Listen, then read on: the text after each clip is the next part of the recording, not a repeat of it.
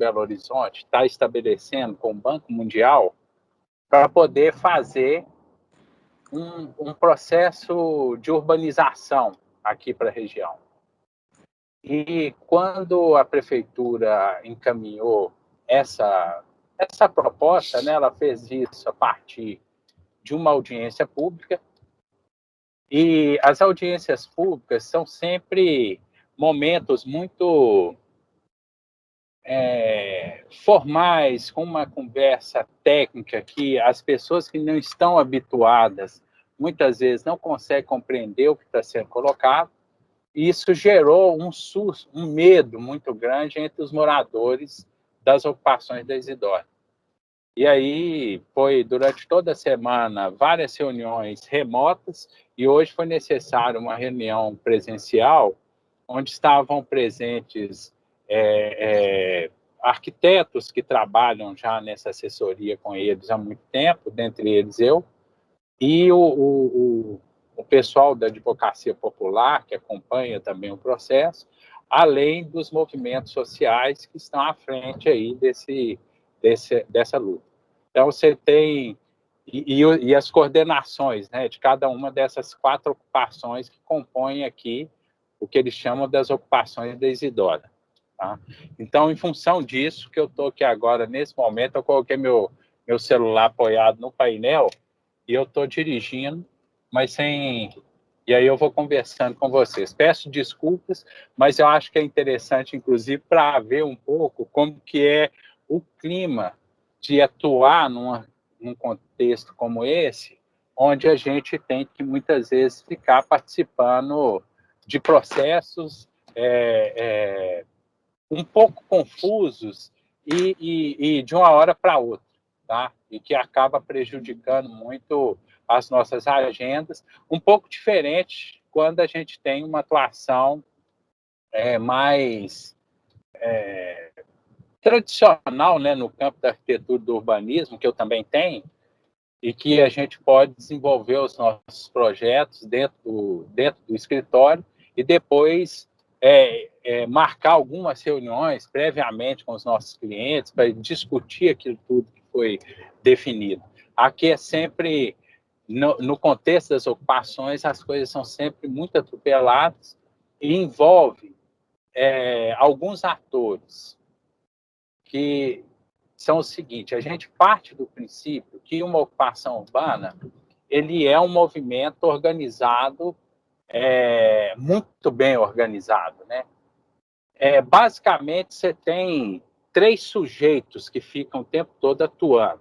Você tem os moradores, que são as pessoas que, de fato, moram no território, que produzem o território, constroem o território, né? Autoconstroem o território, muitas vezes, sem nenhuma orientação técnica. Você tem o grupo dos movimentos sociais, ou, como eu prefiro chamar, de entidades, as entidades políticas que estão envolvidas com esses atos, que, no caso aqui da Isidora, você tem 3 entidades que são muito importantes. As Brigadas Populares, o MLB, que é Movimento de Luta em Bairros, Vilas e Favelas, e a CPT, que é a Comissão Pastoral da Terra. Então, você tem essas 3 entidades que vão dando o tom político da disputa que se estabelece. E temos os apoiadores, que é um pouco aonde nós, arquitetos, costumamos estar. Porque aí tanto o apoio técnico, tá? O apoio técnico do ponto de vista do trabalho de urbanização, de estratégias de urbanização para os territórios, bem como o pessoal do direito, que aí você vai trabalhar com todas as questões que envolvem as questões fundiárias, não somente do ponto de vista urbanístico, mas também do ponto de vista jurídico, tá? Que aí os advogados, eles assumem esse papel. E aí esses apoiadores, eles são um terceiro grupo que fica envolvido nisso, tá? Então, isso é uma coisa interessante para a gente esclarecer, porque a gente acha que é uma coisa única. Cada um desses atores tem leituras diferentes daquilo que está acontecendo ali. Tá? Então, só para, de antemão, aí, nessa rápida prévia aqui de apresentação, colocar isso. Eu parei aqui num lugar que é um pouco melhor, tá, gente? Desculpa. Hugo, desculpa, eu entrei direto, você não deu tempo nem de me apresentar, cara. Se você quiser se apresentar rapidinho, porque eu acho que tem gente aí que não teve aula com você, só para eles saberem um pouquinho, né, do que você faz, aonde, como, né? Beleza. Ô, gente, então, eu vou continuar dirigindo devagar e vou contando um pouco sobre isso, tá? Primeiro, eu queria contar que eu fui colega de turma do professor de vocês, nós tivemos a oportunidade de fazer o curso de arquitetura juntos. Falar rapidamente um pouco da minha vida, que eu acho que explica um pouco também o meu envolvimento com essas ocupações. A minha primeira profissão foi ser maquetista. Desde pequeno, o meu pai ele tinha uma oficina de maquete, meu pai chamava Aristides Lourenço Pinto, era um maquetista que já trabalhou muito em Belo Horizonte, fez vários empreendimentos, várias maquetes de empreendimentos foram feitos na cidade. E o meu pai, eu sou o filho mais velho. Desde pequeno, eu era um cara meio menino assim, sabe aqueles meninos que ficam arrumando muita confusão? Então, eu sou o mais velho de 4 irmãos e minha mãe me botava para fora todos os dias que eu estava fora da escola, porque eu ficava sempre coordenando o caos dentro da minha casa. Aí o meu pai me levou para a oficina de maquete. Eu comecei a trabalhar com maquete a partir de 7 anos de idade. Eu ficava acompanhando o tempo todo a produção daquele trabalho e fui aprendendo muito sobre arquitetura e urbanismo a partir dessa primeira profissão. Quando eu estava na minha fase aí de entrar para o ensino médio, eu quis fazer curso técnico de edificações. Eu entrei para o Cefet, fiquei estudando no Cefet durante 4 anos, e quando eu estava no final do curso, eu já estava um pouco enfarado, assim, cansado daquela discussão da área de construção civil. Aí eu fui e prestei vestibular na ocasião para sociologia, filosofia, história e tentei arquitetura também no Isabella Henriques na época. Eu não passei na arquitetura, também não fiz nenhum esforço para passar, porque eu queria fazer um outro curso. E aí eu acabei passando no curso de História, me formei primeiro em História, e aí quando eu estava no final do meu curso de História, eu resolvi fazer arquitetura. E aí foi a ocasião que eu conheci o Hugo, porque eu comecei a fazer meu curso de arquitetura na FUMEC, tá? E aí eu tive nasceu meu primeiro filho, e estava muito difícil de conciliar o curso da FUMEC de manhã com o meu trabalho com maquete, que durante esse período, até quando eu fazia história, eu continuei trabalhando com maquete, e conciliar a nova vida lá de pai, né? Aí eu fui pedir transferência, na realidade eu pedi obtenção de novo título e ingressei na PUC. Eu acabei fazendo meu curso de arquitetura durante 10 anos. Tá? Eu entrei em 2000 na FUMEC e me formei em arquitetura na PUC no último semestre de 2009. Tá? Eu fiquei exatamente 9 anos e meio fazendo o curso. E quando eu me formei em arquitetura, eu tive a oportunidade de desenvolver, como trabalho final de graduação, um projeto, né, um projeto de demarcação de um terreno onde acontecia uma ocupação em Belo Horizonte, que é a ocupação da Andara, que foi a minha primeira experiência como arquiteto nesse contexto. Eu consegui desenvolver aquele projeto final porque ele tinha uma complexidade grande, porque ele envolvia não somente o desenho da comunidade, né? Ele envolvia a implantação daquele plano. Eu consegui fazer muito isso por causa da experiência que eu já tinha com maquete de acompanhamento das discussões características da arquitetura.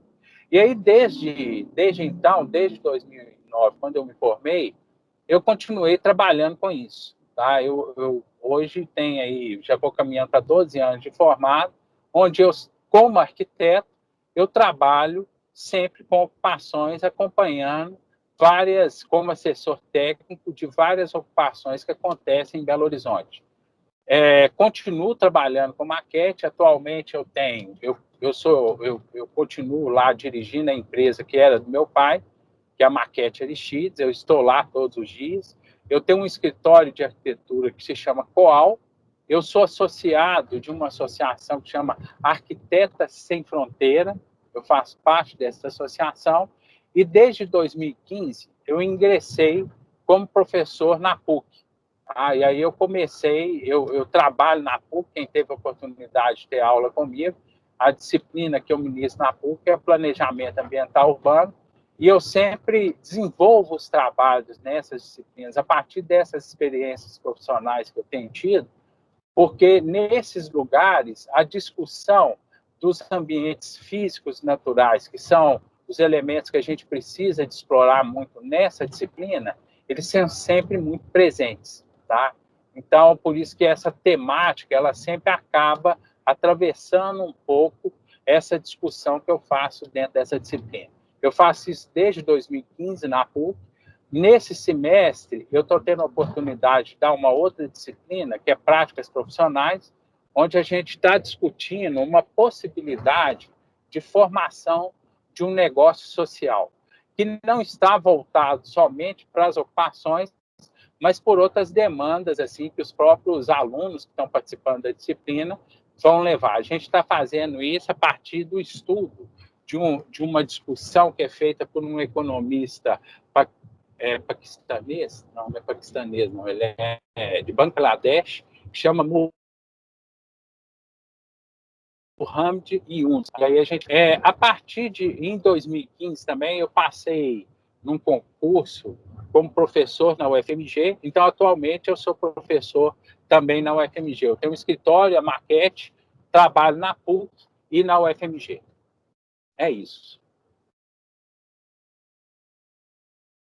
Vocês ouviram bem? Cortou alguma coisa ou deu para... Não, tá tranquilo. A ideia, como vocês pensaram assim, talvez a gente lançar questões, vocês querem ouvir um pouco sobre as experiências profissionais que foram acontecendo durante esse período? Eu acho que é um pouco isso, assim, deles escutarem um pouquinho da sua vivência profissional nessa área de ocupações. Eu acho que... E aí depois a gente pode abrir para umas perguntas, trocar uma ideia, não precisa ser uma coisa tão formal assim, mas eu acho que é importante eles pelo menos terem uma visão assim, até para conseguir formular as perguntas e ter alguma dúvida.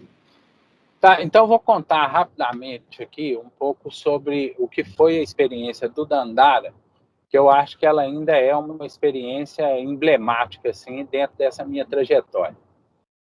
A experiência do Dandara, ela começou para mim da seguinte forma. Aconteceu no final de 2008, dentro da Semana de Arquitetura da PUC, que é essa semana que continua acontecendo, teve uma oficina que chamava Reforma Urbana Radical, que foi ministrada por um advogado, naquela ocasião, estudante de direito e militante das Brigadas Populares. Ele se chama Joviano Meia.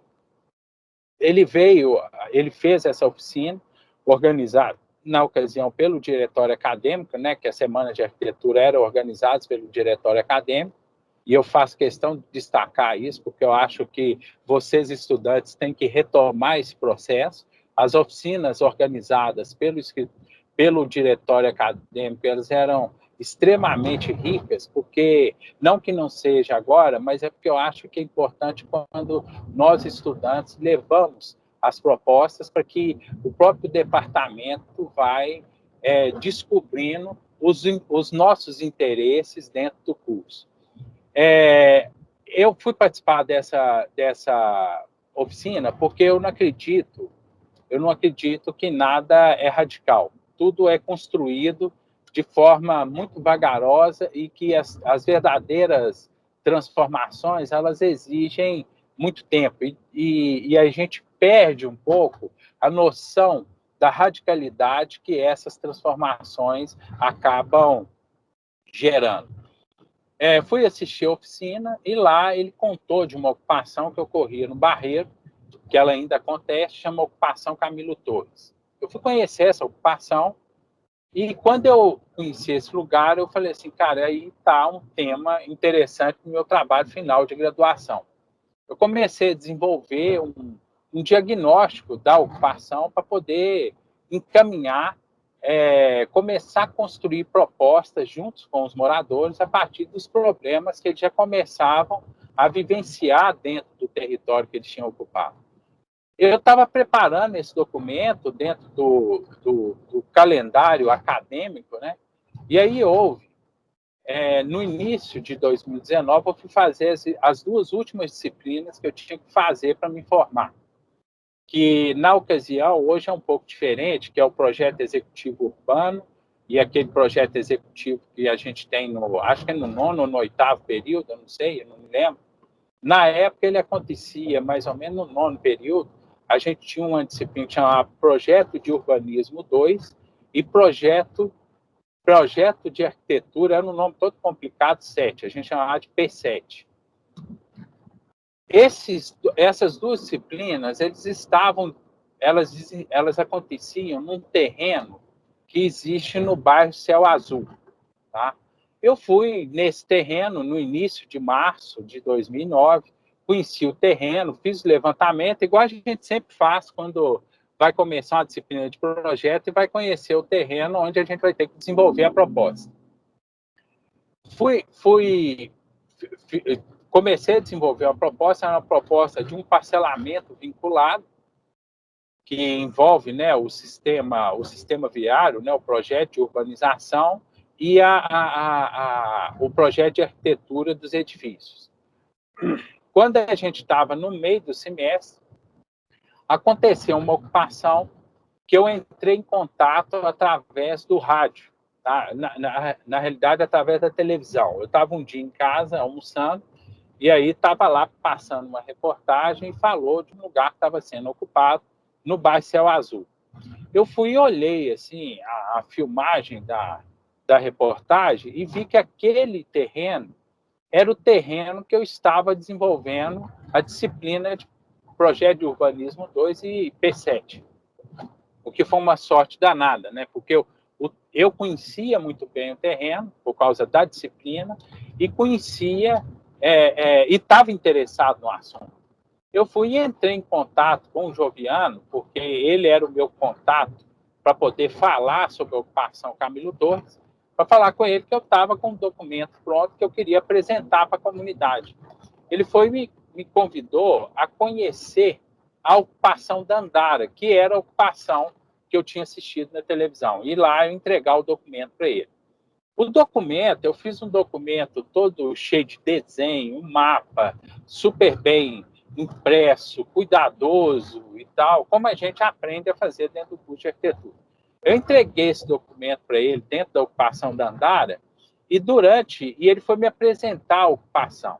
Durante esse percurso, eu fui falando, contando para eles os vários condicionantes urbanísticos e ambientais que deveriam ser respeitados na ocupação daquele terreno, porque aquele terreno estava dentro da área da Pampulha. Tá? Então, tinham várias diretrizes especiais que deveriam ser seguidas ali. Eu fui falando isso para ele de forma assim, mais natural possível, porque eu conhecia muito bem o terreno. Aí eles foram e ficaram achando que eu era um cara assim que entendia demais sobre aquele negócio.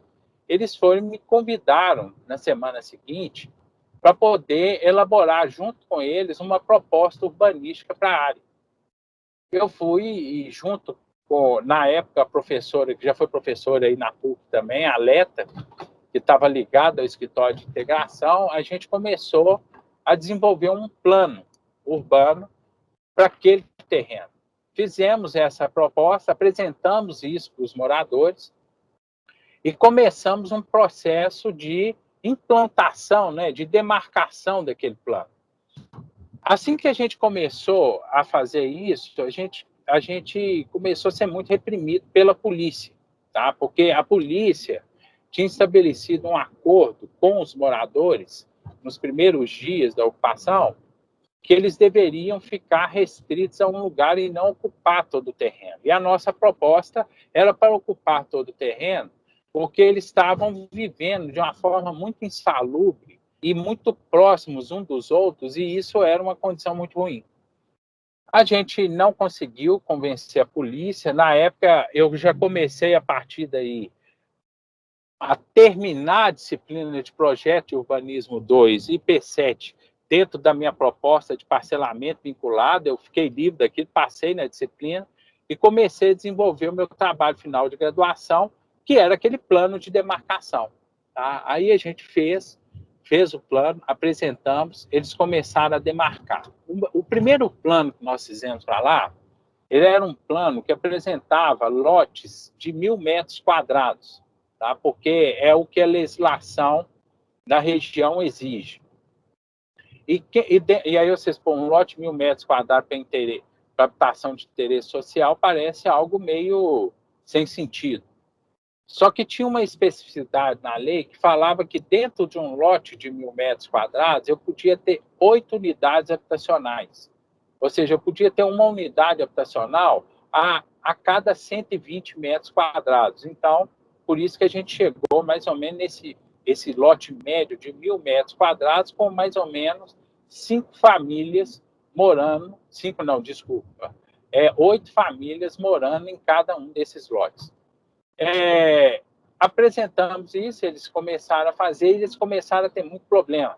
Eles achavam que essa condição de um lote coletivo, né, que é um lote condominial, gerava muitos conflitos entre eles. Eles foram e pediram eles apresentaram uma contraproposta, falando que era possível ter lotes individuais naquele terreno. Eu, na época, contra-argumentei falando que o grande problema de ter lote individual dentro do terreno é que eles iam perder uma área muito grande fazendo para poder abrir rua, porque dentro da legislação brasileira, né, lote é uma porção de terra em contato direto com uma via pública. Mas o pessoal virou e falou, não, mas não é possível ficar morando num lote coletivo. A gente precisa de fazer um lote individual. Aí a gente foi e reformulou todo o plano, apresentamos os lotes individuais, eles toparam e aprovaram o plano e demarcaram o plano a partir daquilo que a gente tinha desenhado. Esse plano, ele tinha algumas especificidades, que foi uma exigência dos moradores, é que todos os lotes deveriam ser iguais, exatamente para não ter disputa entre os moradores. Então, todos os lotes eles tinham 16 metros de profundidade por 8 metros de testado, de frente. E eles eram todos iguais, então ficou um terreno todo moduladinho, com ruas de 10 metros de largura. Eles foram demarcando todo o terreno com uma trena. A única coisa que a gente tinha para demarcar na ocasião era uma trena de 100 metros, que o pessoal ia utilizando e demarcando todo o terreno. Assim que terminou essa fase de demarcação, as pessoas começaram a sair daquela condição, tá? E foram daquela condição de amontoado, como eles estavam, e começaram a construir suas casas. Na época, a gente fez também um plano, uma cartilha, como se fossem, como que uma casa construída ali dentro do Dandara, ela poderia respeitar alguns elementos importantes assim de conforto ambiental e tal, e a gente encaminhou isso também para os moradores para que eles tentassem buscar nesse processo de autoconstrução das suas casas, utilizar essas informações. Algumas coisas foram incorporadas, outras não.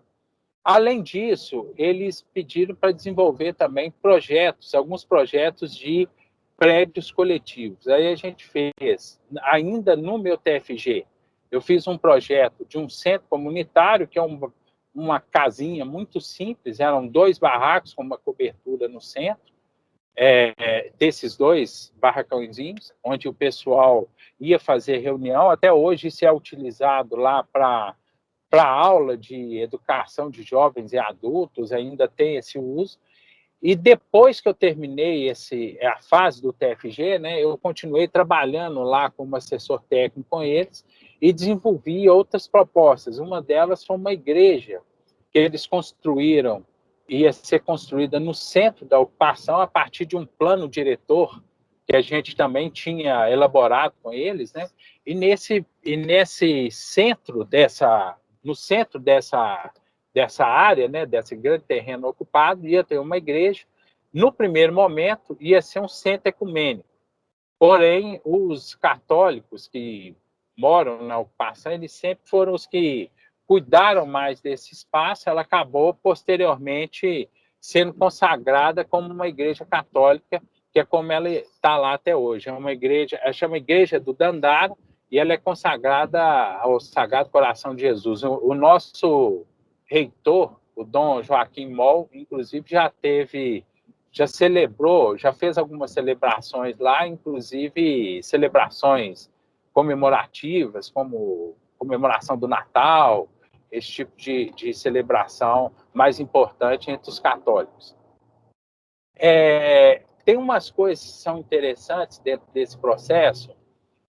O tempo todo, os edifícios, eles tinham assim, tinha um traço original que era um pouco a partir daquilo que eu tinha desenhado, mas também tinha muito interferência dos moradores, como, por exemplo, teve uma vez que eles me ligaram para falar que eles tinham conseguido a doação da janela. E aí eu tinha pensado, por exemplo, uma janela de um jeito, eles conseguiram a doação da janela completamente diferente. E o prédio ficou com a janela completamente diferente. Então, o prédio começa a ter janela de tudo quanto é jeito. Ele ainda tem lá um desenho que remete àquilo que foi desenhado lá no início, mas com várias mudanças que os próprios moradores foram promovendo a partir daquilo que eles iam conseguindo de doação e de mobilizar recursos para a construção do edifício coletivo. A mesma coisa aconteceu, por exemplo, com a entrada da igreja do Dandara. A igreja do Dandara, a intenção é que fosse um edifício que tivesse uma parte coberta, o padre poderia celebrar a missa no interior da igreja ou celebrar a missa para fora, tá? E eles nunca toparam isso, eles colocaram o altar da forma completamente contrária daquilo que eu tinha sugerido, tá? Porque eles acharam que a igreja tinha que ter aquela determinada configuração. Então, é um processo, é um tipo de projeto que o tempo todo você negocia muito com os moradores e eles vão também interferindo muito na forma como o edifício vai sendo apropriado. Uma outra coisa que aconteceu na igreja, que foi engraçado na época, que a comissão, né, dos pedreiros que estavam construindo a igreja, eu tinha feito uma porta, que era uma porta retangular, assim, que seguia um pouco o edifício, que era um monolito, assim, sem mais plano, sem curvas e tal. E eles eram doidos para ter uma porta que tivesse um arco colonial. Aí eles foram e chegaram e fizeram a porta com arco colonial, que é o jeito que a igreja está lá hoje. Então, acaba que vira um projeto que ele tem vários autores, né? Não posso afirmar, por exemplo, que aquela igreja, que aquela ocupação que teve um desenho original que eu participei, que é fruto somente do traço que eu fiquei fazendo na minha prancheta ou no meu computador. Também vai sofrendo interferências de várias pessoas que moram no território. Depois dessa ocupação, eu participei também da ocupação Eliana Silva. Na ocupação Eliana Silva, teve dois momentos. Ela teve um momento que ela foi despejada, ela teve uma primeira área que ela ocupou e teve o despejo, e aí teve a segunda área que eles ocuparam, e aí a segunda área a ser ocupada, ela se deu a partir de uma orientação minha, porque a primeira área onde eles foram removidos, assim que eu fui chamado para conhecer a ocupação, eu mostrei para eles que aquela ali era uma área de proteção ambiental, que estava prevista, inclusive, dentro da lei dentro do zoneamento da cidade, né, da da Lei de Uso e Ocupação do Solo, ele aparecia como uma área de preservação ambiental, que foi o argumento que a prefeitura utilizou para poder remover as pessoas. E aí tinha um outro terreno próximo, que ele não era um terreno zona de proteção ambiental, era um terreno de grandes equipamentos, que fica, a ocupação Eliana Silva, fica dentro da região ali do Vale do Jatobá, e aí eles foram ocupar esse terreno, a gente fez um projeto, eles configuram assim, com vários pequenos lotes e umas vias que vão atravessando as quadras, configurando algo que é muito parecido com aquelas vilas operárias antigas que tem assim, no meio de alguns quarteirões dos bairros mais antigos de Belo Horizonte. Ela tem um pouco essa configuração. Nessa ocasião da Eliana Silva, aí a gente já começou a ter participação de várias pessoas, inclusive uma arquiteta que talvez vocês conheçam, chama Karina Guedes. Eu acredito que talvez você conheça, que ela é muito amiga também do professor André, e eu sei que o professor André desenvolve várias ações com ela. Atualmente, ela tem um trabalho que chama Arquitetura na Periferia, e ela participou também na época da elaboração desse plano da Eliana Silva. Esse aqui são duas experiências assim, que eu acho que foram interessantes. Tem outras que também são muito interessantes, mas eu acho que talvez pode ser um momento eu passar a bola para vocês, para ver se vocês querem trocar alguma ideia, para que eu possa ir, inclusive, contando outras coisas. Para não ficar falando o tempo todo na cabeça de vocês. Que eu sou bom para falar. O Hugo sabe disso, né, Hugo? Bom, gente, acho que vocês podiam, não sei, se vocês tiverem alguma dúvida, alguma pergunta, alguma curiosidade sobre o trabalho ou sobre alguma situação específica. O que vocês acham? O que vocês têm a... Ô, Thiago. Oi, Rafael. Beleza, cara? Beleza, tudo bom? Não esquece de dar certo aí não, hein, cara?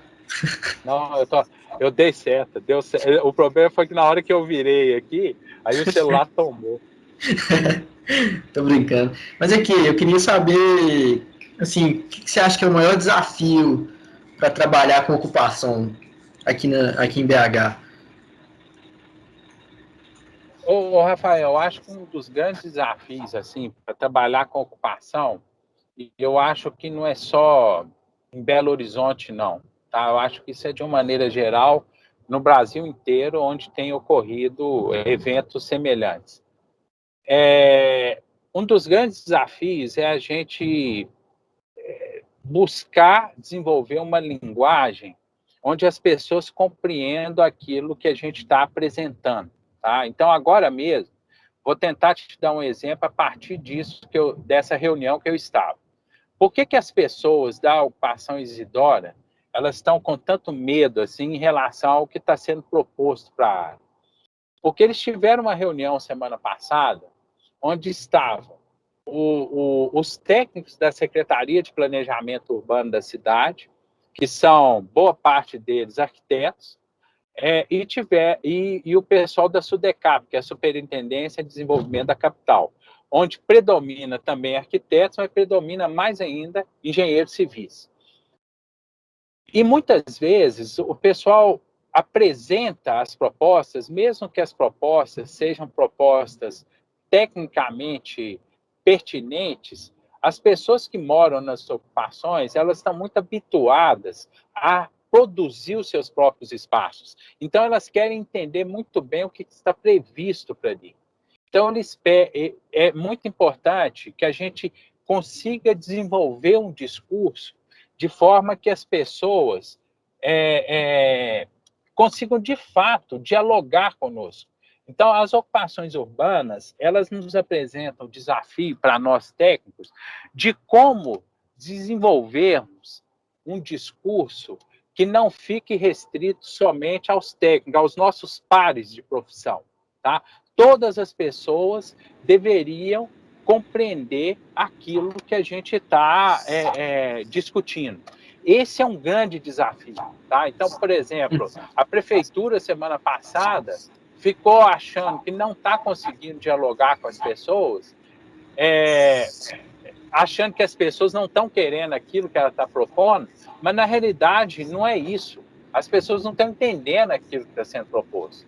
Entendi. Então, você tem que ter uma capacidade muito grande de saber comunicar, porque o que elas demandam, além do direito à cidade, né, ao acesso à terra, é um direito elementar, inclusive dentro de um espírito democrático, de acessar o discurso. O discurso ele não pode ser um discurso tecnocrático. Ele precisa ser um discurso que as pessoas compreendam. E isso é muito difícil, porque a gente é muito das escolas de arquitetura, mesmo assim, eu acho que a gente avançou muito aí nos últimos anos com isso, dentro da PUC, tem várias disciplinas que buscam fazer esse exercício de ir aos territórios, nos colocar em contato com essas pessoas, para que a gente aprenda a dialogar com elas, mas eu acho que a gente ainda tem uma dificuldade muito grande em superar essa questão do discurso técnico e da nossa diferença social, porque a gente acha que está falando com uma pessoa que é igual a gente, que ela simplesmente não teve oportunidade, isso é uma verdade, mas o não ter oportunidade coloca essa pessoa numa trajetória social completamente diferente, com experiências também que são legítimas, entendeu? Então, a gente precisa de entender essas experiências para poder incorporar isso nas nossas propostas. E aí demanda um pouco algo que tem um arquiteto urbanista que eu acho que ele tinha muito essa preocupação, que é um cara que, inclusive, ele me inspirou um pouco como arquiteto, né? Por que eu fui atuar com isso? Que é o Carlos Nelson Ferreira dos Santos. Ele falava um pouco de um arquiteto que ele é meio antropólogo, entendeu? Um arquiteto que precisa de buscar um outro tipo de conversa que vai para além somente de um discurso técnico ou de uma beleza que o determinado projeto pode vir a ter. Então, eu considero esse um grande desafio. Como é que a gente consegue dialogar, né, estabelecer esse diálogo para que as pessoas consigam efetivamente conversar conosco. Tá? Esse é um grande desafio para nós. As pessoas têm uma facilidade grande de conversar comigo nesses lugares, mas tem vários colegas nossos, até professores, dentro do departamento, que muitas vezes vão para dentro do território e tem uma dificuldade muito grande de estabelecer conversa, e aí a gente tem que ficar fazendo um papel de mediação entre aquela conversa técnica e o que os moradores, as pessoas que não estão habituados com aquele discurso, o que aquele cara está querendo falar, entendeu? E o que a gente mexe é muito complexo, né? Então, como que a gente torna isso menos complexo para que as pessoas tenham condição de participar da conversa? Uhum. E outra pergunta que eu tenho também é se, assim, no cenário atual dessa política urbana e dessa relação entre a prefeitura e as comunidades, assim, se você vê que está tendo alguma dificuldade de implantar uma gestão meio mista, assim, que envolve mutirão autogestionário, misturado com essa conversa entre as equipes técnicas da prefeitura, desses outros órgãos que intermediam essas propostas, que a gente estava conversando isso com o Edu também, e a gente estava concluindo meio isso, assim, que esse linguajar é um desafio mesmo. Mas e se uma solução fosse incluir eles nessa parte de gestão para meio que acabar com um pouco dessas barreiras, assim? Existe uma dificuldade grande, infelizmente, por exemplo, dentro da prefeitura de Belo Horizonte, eu acho que outras prefeituras também, tem um certo preconceito em relação a esses processos que são autogestionados, entendeu? É muito engraçado, porque é um paradigma, né? Uhum. Ele consegue, a prefeitura, por exemplo, consegue contratar uma construtora para poder fazer um conjunto habitacional dentro de uma favela, tá? Dentro de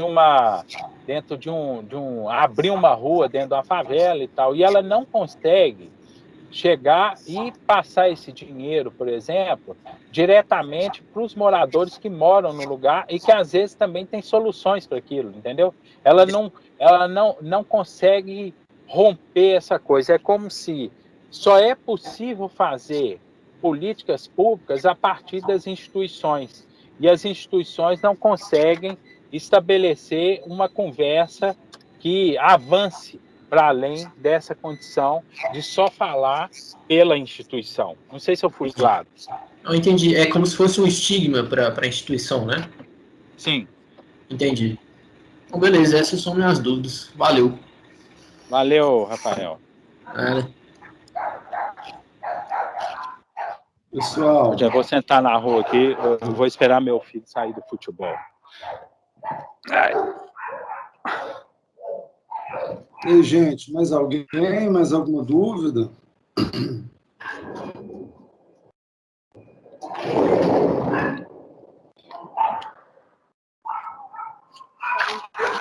Então, enquanto não tem dúvida, deixa eu contar eu vou contar uns outros casos, assim, por exemplo. Trabalhar com isso envolve uma disputa política, né? E aí você começa a trabalhar a política, a trabalhar a técnica como política, né? Então, uma das coisas que a gente começa a pensar muito enquanto técnico, para além dessa linguagem característica aí do planejamento urbano, onde a gente tem que ficar lendo leis de uso, ocupação do solo, toda essa situação, a gente também precisa conversar com os construtores, os autoconstrutores, entender como que eles constroem, para poder também pensar na prática da construção. Então, por exemplo, todas as vezes que a gente está nesses ambientes, a gente começa a pensar muito, na hora que eu vou construir um prédio, eu começo a pensar muito mais como esse prédio vai ser construído do que necessariamente na forma dele, entendeu? Então você começa a partir muito de uma discussão que está muito vinculada à técnica construtiva, para você pensar muito como que o sujeito que vai executar aquilo, como que ele consegue trabalhar. Tá? Quais são os materiais que estão disponíveis para ele? Então, você começa a desenvolver projetos que não são... Vamos supor, às vezes você vai... não, vamos fazer um projeto aqui que é de bambu, tá? Que é ótimo, só que, por exemplo, qual que é a sua capacidade de executar aquilo? E aí você tem que começar a estudar muito, não somente a concepção geral do edifício, mas pensar muito como aquilo é feito, como aquilo é amarrado para poder funcionar. Isso, eu acho até essas oficinas, o que você faz dentro das suas disciplinas, de desenvolver mobiliário, onde a gente começa a ter que pensar muito na técnica construtiva, né? A maneira como eu vou elaborar, eu fico vendo aquelas exposições de cadeira, por exemplo. Você faz uma cadeira daquela, inclusive eu estou doido para acabar esse negócio desse ensino remoto, para a gente poder voltar a fazer esse tipo de coisa, né? Você chega assim, você entender como que você vai fazer um corte, aonde que você vai fazer um determinado buraco para poder fazer um encaixe. Aí você começa não somente a pensar na forma do objeto, mas pensar muito como o objeto vai ser construído. Isso é um negócio que é muito marcante nas ocupações, tá? Tanto na construção dos edifícios, quanto na demarcação do terreno.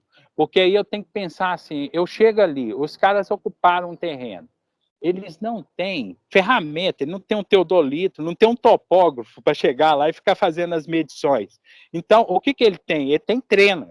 Tá? Então, vou ter que pensar um negócio que o cara consegue demarcar com trena. E aí, o desenho que vai orientar, inclusive, a demarcação, ela tem que pensar nessas ferramentas e na maneira como as pessoas vão trabalhar. Isso é muito recorrente, assim, dentro das experiências nas ocupações. E, por exemplo, quando nas disciplinas, né, nas minhas disciplinas, que eu também vou fazer, semelhante ao que o Hugo faz, de ficar fazendo essas oficinas, de montar o objeto real ali, a gente vai para a comunidade fazer alguma coisa, a gente fica o tempo todo pensando como é que aquilo vai ser executado, e todo o nosso desenho executivo, ele não é só um desenho técnico, às vezes pode ser um desenho todo croquisado, entendeu? Só que ele tem que explicar muito bem o procedimento, e a gente tem que entender o procedimento que vai ser utilizado ali, para que as pessoas tenham condição de fazer aquilo sem a necessidade de ferramentas que eles não vão ter. Tá? Isso é algo que é muito recorrente também dentro dessa experiência. Igual contei para vocês o negócio de demarcar o terreno do Dandara, todo com trena. No terreno de uma outra ocupação, chamava Emanuel Guarani Caiová, a nossa grande referência era uma árvore. E todos os lotes, eles eram referenciados a partir de uma árvore. Você imagina que coisa mais louca. Aí você ficava assim, você sempre tinha que ir na árvore para descobrir a inclinação de uma rua. Tá? Porque a gente ia tirar a inclinação pela árvore. Porque a árvore a gente sabia onde ela estava no terreno.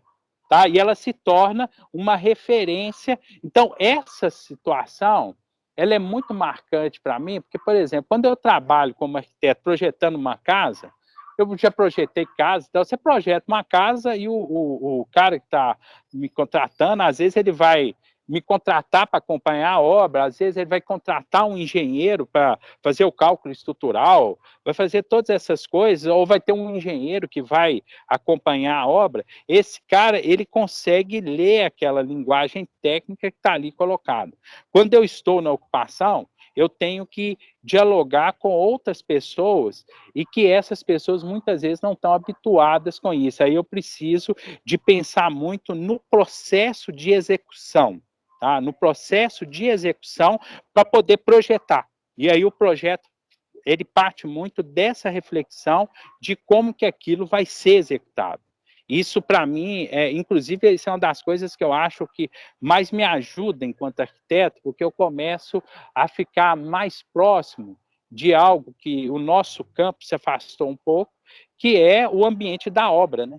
O ambiente da obra, aquele ambiente de estar diretamente na obra e pensando a arquitetura para além do desenho, né? A arquitetura, na realidade, é o edifício construído, não é um desenho. Aquele é o desenho de uma arquitetura. Por mais que a gente valorize muito esse desenho, ele é só um documento que ele vai dar sentido para algo que vai se tornar realidade. Na ocupação, a realidade, ela é o tempo todo muito presente, e ela precisa de estar influenciando as decisões que vão estar depois registradas num desenho, numa eventual negociação que você vai estabelecer com o poder público, com o proprietário, ou seja, com quem for que você estiver lá negociando esse processo. Tiago, eu tenho outra curiosidade aqui também, que eu fiquei pensando que nesse momento, quando você está lidando assim, com os moradores lá da comunidade, o que você aprende em relação ao cotidiano deles? Assim? O que eles valorizam na cidade? Ou tem alguma peculiaridade assim, do que eles preferem no espaço público? Na casa, eles são mais funcionais? Como é que é? O que você vai aprendendo assim? Cara, isso é uma coisa engraçada, porque tem um outro elemento que eu acho que a gente tem que observar, Rafael. Por exemplo, se você tá conversando com homem, tá? Com homem dentro da comunidade, o cara, bicho, ele só fica preocupado aonde que vai estar o pilar. Parece que o pilar vai resolver o problema do mundo, sabe? Se não tiver um pilar, o mundo vai cair. E ele fica, assim, o tempo todo uma preocupação muito grande com o elemento tectônico do objeto, tá? As mulheres, elas costumam ter uma outra atitude. Elas ficam muito mais preocupadas na maneira como aquele lugar vai ser utilizado, tá? E aí elas falam muito mais do uso. E aí você tem que ficar o tempo todo cruzando isso. Inclusive, tem uma coisa que eu tenho pensado muito, que quando a gente vai atuar nesses lugares, é importante a gente considerar a questão de gênero, tá? trabalhar, uma arquiteta, ela observa determinadas coisas que eu, como arquiteto, não observo. E aí a gente precisa de ir, o tempo todo, estar muito atento à maneira como as pessoas estão conduzindo o processo, quem está no território, como ele está te conduzindo. Que às vezes pode ser necessário, naquele momento, ter a atuação de uma mulher, porque ela pode ajudar a avançar o processo, que você, como homem, não vai perceber, tá? Porque os homens acabam especialmente dentro dos territórios, eles vão tendo muito mais essa preocupação do ponto de vista construtivo do objeto e um pragmatismo muito grande, tá, Rafael? Ele chega assim, por exemplo, sabe assim, você tem que ter uma praça, tá? Uma praça é um, um espaço coletivo de qualidade dentro da cidade e tal, e as caras às vezes não querem saber da minha casa, tá? E aí você tem que ir construindo com as pessoas a importância desses espaços públicos, porque eles também vão gerando outros elementos que também são importantes. E aí ele começa a demandar esse espaço público na hora que ele se depara com um problema, tá?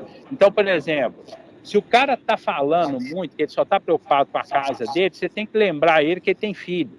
Tá? E aí, na hora que ele lembra do filho, ele lembra que às vezes a praça pode ajudar com o filho, entendeu? Então, é um pouco assim, você buscar os elementos do cotidiano, os elementos pragmáticos do cotidiano, para poder ajudar o sujeito a ir percebendo os elementos que precisam de ser considerados na hora que você está concebendo esses lugares. Entendi. Não, legal. Bem legal isso. Valeu, Thiago. Tem uma outra coisa, gente, enquanto vocês não perguntam, que acontece também, quem mexe com isso, você vive, eu estava falando que você vive num conflito, você está no meio de um conflito político, né?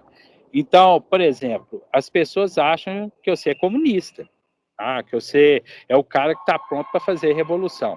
Nesse momento, nós temos um governo como o do Bolsonaro, aí, que todo mundo é comunista, né? Só de você falar mal do governo, ou seja, afiliou ao PT, por exemplo, isso se torna muito complexo. E você tem alguns momentos que você sofre repressão, inclusive, da polícia. Tá? Eu tive o desprazer, uma vez, de ser detido. Tá? E eu fui detido porque eu estava trabalhando como arquiteto num lugar desse, e o cara veio tirar o celular da minha mão, eu tomei o celular, um policial, ele veio tirar o celular da minha mão, porque eu estava filmando uma ação policial, na hora que eles estavam reprimindo uma situação, ele tomou o celular da minha mão, eu tomei o celular da mão dele no impulso, e aí eu fui detido, e aí eu tive que ficar explicando para o cara por que eu fiz aquilo e tal, mas por que essas coisas acontecem? Acontecem muito porque a relação nesses espaços, o poder público, ele, nesse momento, por mais que eu tenha todas as críticas à Urbel, à Prefeitura de Belo Horizonte, mas ela tem estado, por exemplo, dentro das ocupações da Isidora. Tá? Pode estar fazendo um monte de coisa que eu discorde, tá? Mas ela está lá, não é mais somente a polícia. Tem um determinado momento que você só conversa com a polícia, cara, é o inferno. É o inferno. Se você só aparece na página policial, tá? Você o tempo todo fica parecendo que é um marginal, sendo que você está ali num processo tentando garantir direito para as pessoas a partir de um discurso técnico. Agora, tem uma questão que vocês me perguntaram, como é que você vive disso, né? Porque se essas pessoas têm dinheiro, como é que elas te pagam, né? Na verdade, isso é um dos grandes desafios, por isso que é extremamente importante os trabalhos que ocorrem a partir das extensões universitárias, porque aí, por exemplo, neste momento eu estava numa reunião na Isidora, quem está pagando essa reunião? Quem está pagando essa reunião é o fato de eu ser professor da UFMG e ser professor da PUC. Tá? Eu estou lá num trabalho de pesquisa e extensão que vai garantindo a continuidade desse serviço. Dentro das Arquitetas Sem Fronteira, a gente participa, por exemplo, de vários editais, e aí dentro desses editais, a gente vai percebendo aonde que a gente pode colocar algum projeto que a gente está conduzindo. Tá? E aí a gente vai e consegue recursos para poder ir remunerando os técnicos que estão participando disso. Muitas vezes também você faz campanha na internet para poder recolher dinheiro para algum evento, e tem determinados momentos, tem uma coisa, por exemplo, que eu até fiz uns testes dentro da minha disciplina de planejamento ambiental urbano, e na minha disciplina federal, a gente começou a fazer uns bazares. Tá? E aí você faz bazar, teve uma vez que a gente conseguiu, num bazar, recolher R$ 4.000, vendendo roupa velha, bolo, e R$ 4.000 a PUC, que é o FMG. Aí o que nós conseguimos fazer? Nós conseguimos construir o alicerce de um galpão comunitário, entendeu? Só que esse galpão comunitário, ele era um projeto que estava sendo desenvolvido pelos alunos junto com os moradores, construtores que moram na ocupação Helena Greco. Aí nós conseguimos executar esse alicerce, nós fizemos o alicerce, já a plataforma. A próxima etapa agora é a alvenaria. Então, a gente não teve continuidade disso no ano passado, por causa da pandemia, isso foi até 2019, mas, por exemplo, assim que possível, a gente vai voltar a fazer eventos para poder recolher dinheiro para pagar a obra, e aí, nesse pagamento de obra, você vai pagando todas as pessoas que estão envolvidas com isso, para o trabalho tem que ser remunerado, entendeu? Ele não pode ser um trabalho que ele vire simplesmente, eu estou ajudando o outro. Isso é uma coisa que é muito importante, que eu acho que é um outro desafio também, Rafael, a gente superar um pouco essa condição de ficar parecendo que somos simplesmente um monte de anjo e de boas pessoas que estamos na Terra para ajudar os outros, entendeu? Não, a gente precisa sobreviver, tá? A gente precisa sobreviver e aí o tempo todo mostrar para as pessoas que a gente está trabalhando. A gente está trabalhando e que a gente recebe para aquilo. Se eles não estão conseguindo pagar, eles têm que saber que alguém está pagando e que eles têm que agradecer esse alguém ou começar a mobilizar recursos para que esse tipo de trabalho continue acontecendo. Esse é um grande desafio. Tá? Um pouco o exercício que a gente está fazendo na disciplina de práticas profissionais passa um pouco por isso, sabe? Como que a gente pode pensar em estratégias de negócio de forma que a gente seja sustentável, que a gente não fique simplesmente nesse processo de ficar ajudando os outros esperando doação.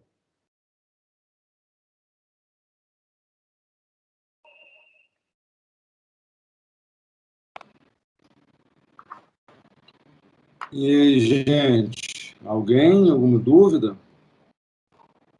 Cara, esse cenário aqui ficou até bom. Eu fiquei na frente de uma parede aqui toda sem pintura, aqui, ficou meio dramático. Eu estou no bairro Santa Inês, tá, gente? Nesse momento eu não estou na ocupação, não. É só um comentário que eu achei interessante a conversa e tal, porque eu, inclusive, estou fazendo aula com você, Thiago, de práticas. Eu estou lembrando, beleza, Ana? Beleza. Amanhã tem apresentação. É verdade. Mas é que eu achei interessante porque eu trabalho na prefeitura na área de.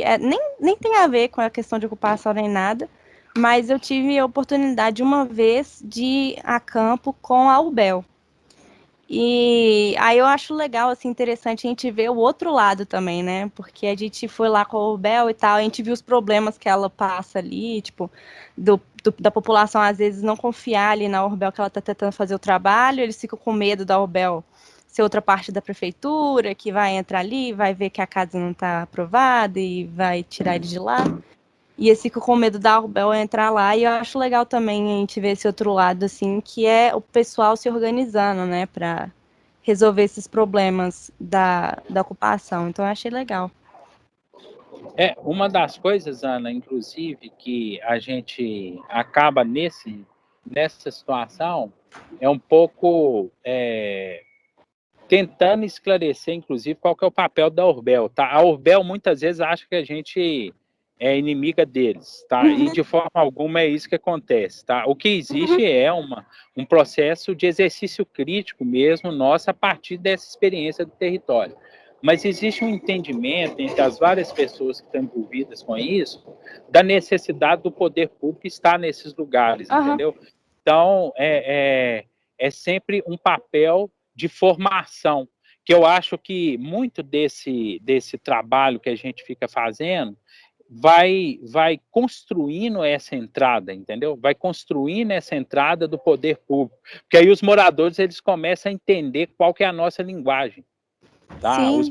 E aí eles começam a questionar, e chega o Orbel lá, mostra aquela monte de levantamento coisa, né? topográfico e tal, e ninguém entende nada. Não, o cara já viu aquilo, ele já conversou sobre aquilo, ele já compreende melhor um pouco o que é a linguagem técnica.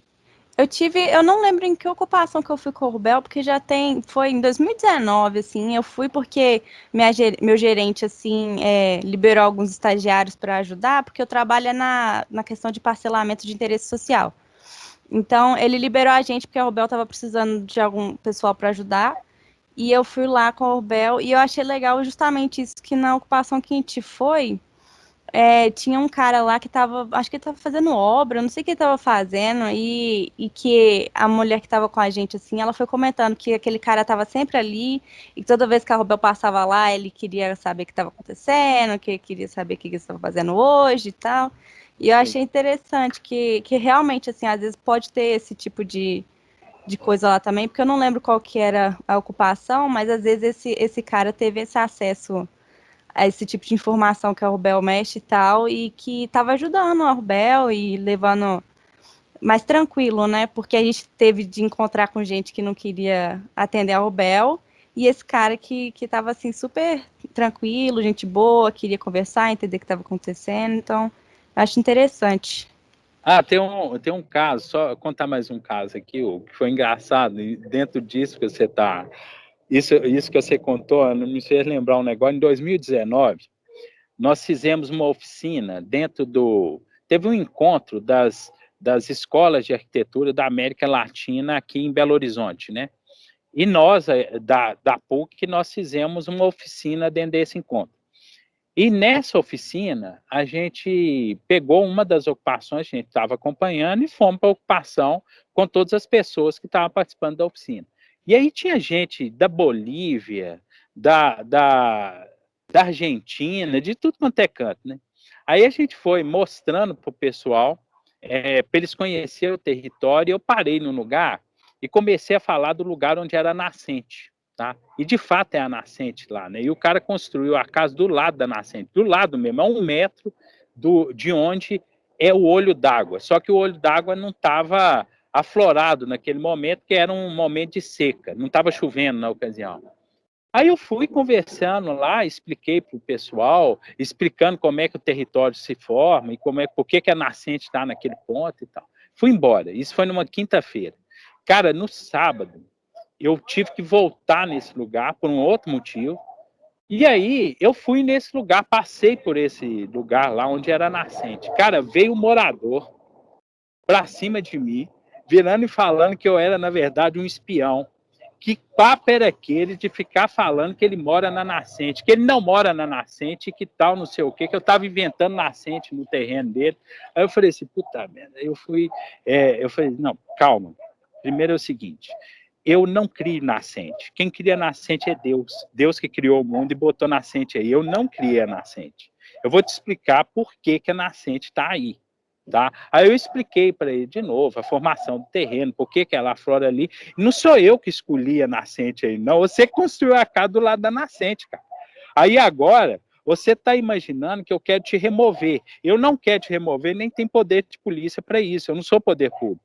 Tá? Agora, o que eu posso pensar aqui junto com você é como que você pode continuar morando do lado da nascente.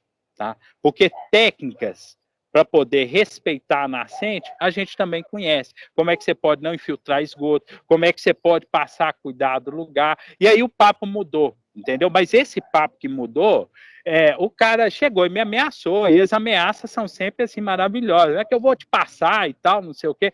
Aí eu virei e falei assim, oh, meu Deus do céu. E eu não tenho medo disso, não, sabe? O cara foi e começou a conversar grosso, eu também sei conversar grosso, pô. Eu falei, o que é isso, cara? Calma, pô. Eu não sou o que você está imaginando que eu sou. E aí eu fui esclarecendo a ele tudo que estava ocorrendo e tal, para ele poder acalmar, e expliquei para. Aí o cara foi e formou um grupo de WhatsApp comigo, e ele passou a ser o cara que monitorava a nascente. Bicho, você precisa de ver na chuva. A gente colocou um pluviômetro do lado da casa dele. Na chuva, esse cara me mandava mensagem de 15 em 15 minutos. A cada 1 centímetro do pluviômetro que subia, ele falou, ó, subiu 1 centímetro. Aí ele virou e falou, ó, agora começou a florar a água. Aí ele viu que era nascente, sacou? Agora começou a florar a água. E aí a gente foi explicando, através desse exercício, da experiência do território, como que o sistema hídrico funciona, por que esse tipo de coisa precisa ser considerado, e aí ele começou a compreender um monte de infiltração que tinha na casa dele, tá? E aí a gente vai, assim, como que a gente vai resolver isso? Até pode chegar numa conclusão, mas essa conclusão não é uma conclusão que vai ser imposta a ele, pode chegar numa conclusão que ele está no lugar errado, e que ele precisa de demandar um outro lugar. Entendeu? Mas essa é um processo de construção que ele é muito demorado, mas ele é necessário, e ele é democrático, entendeu? Ele é democrático, e a gente parte muito de que a política pública que atende esses lugares, ela deve ter esse tipo de situação, esse tipo de cuidado, de um processo de formação das pessoas que estão naquele território. Tá? E não desrespeitá-las, para que elas, não que elas sejam simplesmente convencidas, mas que elas também participem e vão explicando o que acontece, para a gente poder começar a promover ações que podem qualificar aquele lugar ou atribuir qualidades para ele que ele não tem. Isso, inclusive, pode ser um negócio social, tá, Ana? Alguém que fica olhando nascentes pela cidade, vai pegando todo mundo que mora em nascentes e vai desenvolver ações pontuais que levem aquelas pessoas a respeitar ou a promover mudanças nas suas casas que respeite essa condição natural de existir uma nascente naquele lugar.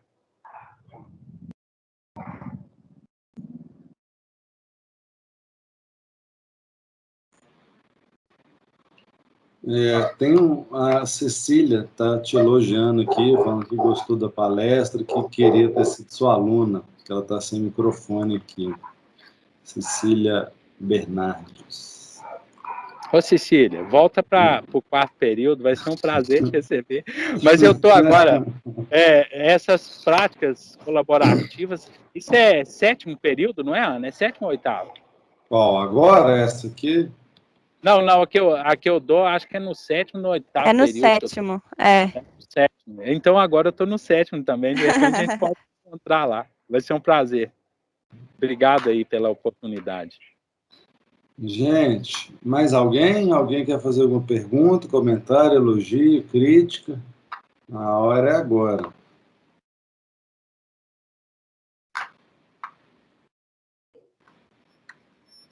Não, pessoal, tá tranquilo? Se vocês estiverem já achando que não tem mais nenhuma dúvida, nada, a gente pode já ir caminhando para o final aqui, para poder liberar o Thiago também.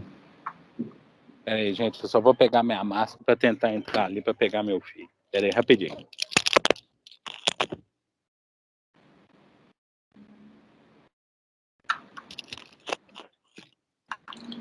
E aí, gente, podemos ir finalizando então? Pode ser? Alô, alguém? Eu só queria agradecer o Thiago mesmo, a palestra foi legal. Acho que ele falou umas coisas muito interessantes aí da experiência dele. E eu tava com saudade de você também, Thiago. Tinha muito tempo que eu não trocava ideia com você, não, desde 2018. Pois cara. Mas Pra gente se encontrar. Depois a gente marca para se encontrar. Um abraço para você, cara. Valeu. Ô Hugo, só aproveitando, divulgar para o pessoal, daqui, eu acho que agora são 6h30, né? Daqui 1 hora, a gente vai começar uma live no YouTube com o professor Danilo Botelho sobre a tese de doutorado dele, onde ele discute o córrego do Acabamundo, tá? A história da urbanização no entorno do córrego do Acabamundo. Eu não sei como que eu posso fazer agora aqui para compartilhar com vocês, porque eu não consigo acessar, eu nunca sei como é que eu acesso o chat nesse trem por aqui. Mas eu acho que eu te mandei lá no WhatsApp, eu te mandei a comunicação dessa tem um banner do Danilo, vai ser um webinar inaugural que a gente está fazendo na pós-graduação que eu coordeno, que é Planejamento Ambiental Urbano e Produção Social do Espaço. A gente vai ter essa conversa agora com o Danilo, hoje de 7h30 às 9h30, e nós vamos ter uma conversa no sábado de manhã, de 10 até meio-dia, com a professora Laís Grossi, onde ela vai falar de habitação de interesse social na Suécia. Quem quiser participar vai ser um prazer. Eu estou colocando o link aqui no chat para todo mundo, do YouTube. Aí quem tiver interesse, tá, gente? Eu vou colocar os dois aqui.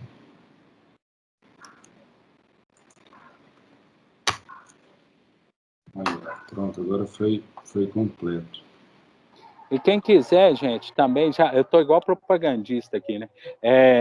Quem quiser, amanhã, 9h da noite, a turma da Ana vai apresentar sobre essa ideia de negócio social. Quem quiser participar também vai ser um prazer. A discussão acho que pode ser bem interessante.